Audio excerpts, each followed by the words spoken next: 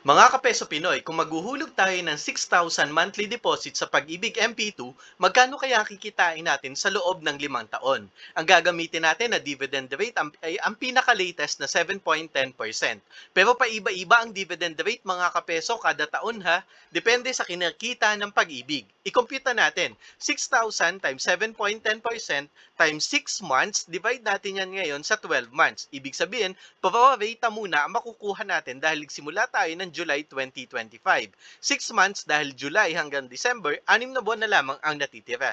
Kaya ang 6,000 natin plus 213 pesos, ito na makukuha natin. Dire-diretso na tayo ngayon na maghuhulog hanggang 2026 na kung saan nagko-compound na yung hinulog natin nung nakaraang taon.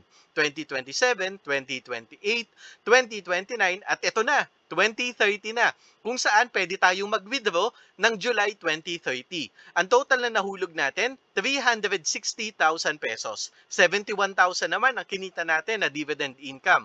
At ang total na kinita natin mga kapeso, 431,072 pesos. Ano mga kapeso, mag-i-invest ka na ba sa Pag-ibig MP2? Put your comment or suggestion below sa ating mga comment box mga kapeso para makagawa tayo ng content na babagay para sa iyo.